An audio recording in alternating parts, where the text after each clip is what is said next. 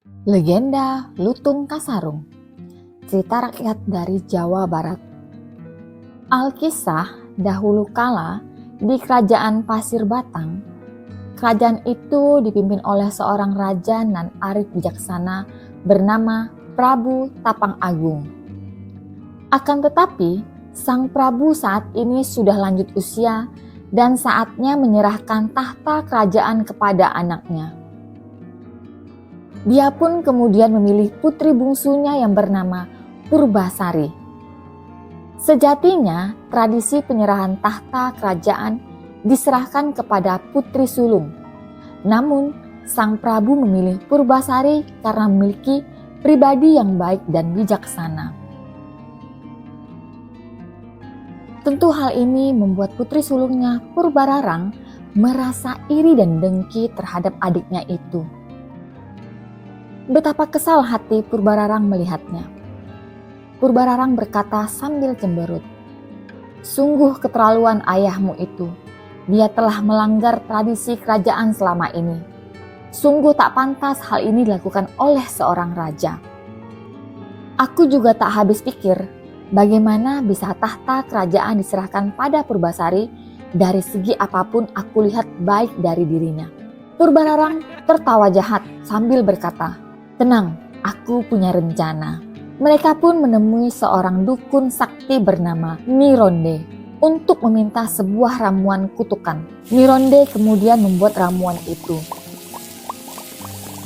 Setelah ramuannya jadi, Mironde memberikan kepada Purbararang untuk dicampurkan ke dalam minuman Purbasari agar terkena sebuah penyakit aneh. Purbararang lalu memberikan sekantung emas kepada Mironde sebagai imbalan. Keesokan harinya, Purbararang mencampurkan ramuan itu ke dalam minuman Purbasari. Dia segera menemui sang adik yang sedang berada di taman kerajaan. Melihat adiknya sedang haus dan tersenyum, Purbasari berkata, "Kakak, terima kasih telah datang. Aku merasa haus sekali." Purbararang dengan licik berkata, "Tentu adikku." Dalam hatinya dia berpikir, akhirnya rencanaku akan berhasil. Tiba-tiba saat Purbasari meminum minuman tersebut, dia mengalami keanehan di tubuhnya. Seketika di sekujur tubuhnya muncul bintik-bintik hitam yang menyeramkan. Purbasari menangis dan panik kepada kakaknya. "Kakak, apa yang terjadi padaku?" Purbararang berkata tampil khawatir.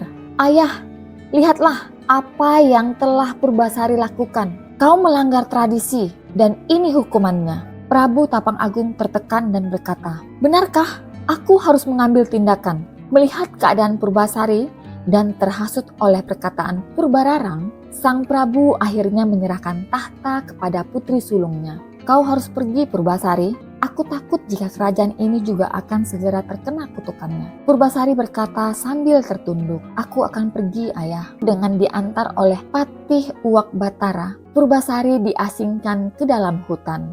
Hingga suatu hari Purbasari sendirian di pondok dengan merindukan keluarganya. "Oh, keluargaku, bagaimana keadaan mereka?" Tiba-tiba seorang lutung hitam yang disebut Lutung Kasarung muncul dan berbicara. "Jangan sedih, Purbasari. Ku di sini untukmu."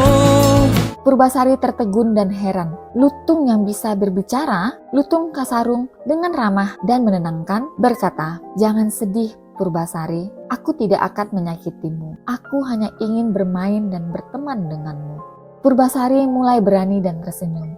"Aku hanya ingin teman.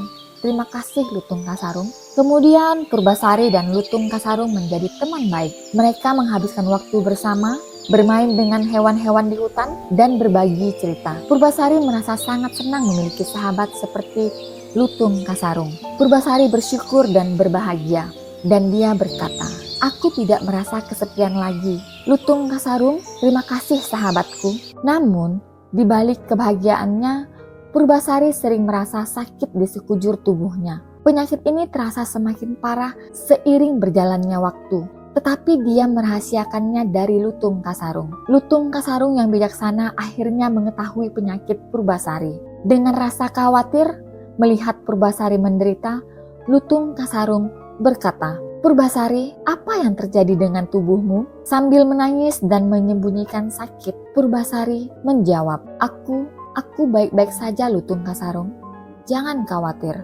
Lutung Kasarung yang tidak tahan melihat Purbasari yang menderita berdoa kepada Yang Maha Kuasa untuk menyembuhkan penyakit Purbasari. Tuhan, tolonglah menyembuhkan Purbasari dari penyakitnya. Kami sangat membutuhkan pertolongan-Mu. Lutung Kasarung berdoa dengan tulus. Doanya dikabulkan dan sebuah telaga muncul di hutan. Keesokan harinya, Lutung Kasarung membawa Purbasari ke telaga tersebut. Dengan bersemangat dan menunjuk ke arah telaga, Lutung Kasarung berkata, Purbasari, cobalah mandi di sana. Barangkali itu akan menyembuhkanmu. Purbasari mematuhi saran Lutung Kasarung dan mandi di telaga tersebut. Keajaiban pun terjadi.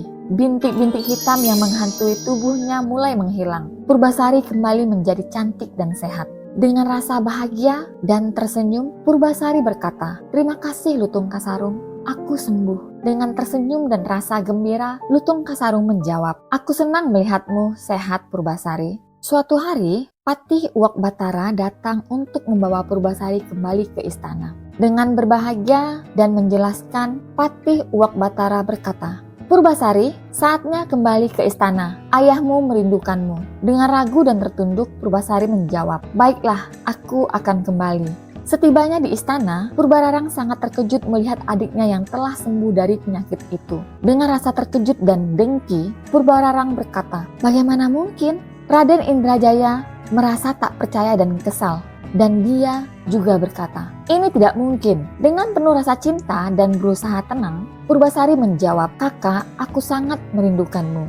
Tetapi dengan rasa iri dan kepada Prabu Tapang Agung, Purbararang berkata, Ayah, apa yang kau lakukan? Bagaimana bisa adikku yang kembali? Dengan menghela napas dan menjelaskan, Prabu Tapang Agung menjawab, Ini sudah takdir Tuhan. Aku tak bisa mengubahnya. Purbararang merasa sangat marah dan bertekad untuk membuktikan bahwa dia lebih baik dari adiknya. Dengan menantang dan sombong, Purbararang berkata, Ayah, bagaimana memberikan kami berdua tantangan? Siapa yang menang? Dia yang akan menjadi ratu. Dengan rasa santai, Purbasari menjawab, Baiklah kakak, mari kita berikan yang terbaik. Tantangan pertama adalah uji rambut siapa yang paling panjang. Dengan was-was dan cemas, Purbasari berkata, Kakak, rambutmu selalu lebih panjang daripada milikku. Dengan percaya diri dan membuka sanggulnya, Purbararang menjawab, Lihatlah adikku, panjang bukan? Purbasari merasa ragu, tapi Lutung Kasarung memberinya bantuan. Dia meminta bantuan pada peri kecil untuk memanjangkan rambut Purbasari. Dengan berbisik, Lutung Kasarung meminta bantuan kepada peri. Tolong bantu kami para peri. Ketika Purbasari membuka sanggulnya, rambutnya menjadi lebih panjang daripada milik Purbararang. Dengan tersenyum dan bahagia, Purbasari berkata, Lihatlah kakak, rambutku lebih panjang. Purbararang semakin marah. Merasa dihina dan marah, Purbararang berkata, Baguslah, tapi tantangan selanjutnya, uji ketampanan pasangan. Aku punya pasangan yang lebih gagah. Dengan tertawa dan santai, Purbasari menjawab, Baiklah kakak, aku tidak punya pasangan kecuali Lutung Kasarung. Dengan ramah kepada Purbasari, Lutung Kasarung menjawab, Jangan khawatir Purbasari, aku akan membantumu. Tiba-tiba Lutung Kasarung mengubah dirinya menjadi kewujud aslinya, yaitu Pangeran Guruminda. Dengan tampil tampan dan mengubah dirinya, Pangeran Guruminda berkata, Aku selalu berjanji untuk menjagamu Purbasari. Semua yang hadir tercengang melihat Pangeran Guruminda yang tampan dan gagah itu. Sambil tertawa dan menyindir, Pangeran Guruminda berkata, Jadi, siapa pasangan yang lebih gagah? Raden Indrajaya tertegun dan sambil terkejut, Aku tidak bisa mengalahkan Pangeran Guruminda. Kemenangan mutlak menjadi milik Purbasari. Dengan rasa bahagia dan tersenyum, Purbasari berkata, Terima kasih Lutung Kasarung, aku sangat beruntung memiliki sahabat sepertimu. Sebagai pemenang, Purbasari berhak menduduki tahta kerajaan, sementara Purbararang dan Indrajaya harus angkat kaki dari istana. Purbasari adalah seorang ratu yang baik dan bijaksana. Dia justru memaafkan semua kesalahan kakaknya. Dengan penuh kasih sambil memeluk Purbararang, Purbasari berkata, Kakak, aku masih mencintaimu. Aku tak ingin menghukummu. Dengan penuh pengertian dan penuh penyesalan, Purbararang menjawab, Aku salah adikku, aku minta maaf. Keharmonisan akhirnya terpulihkan dalam kerajaan Pasir Batang dan Purbasari hidup bahagia bersama Pangeran Gurumenda atau Lutung Kasarung.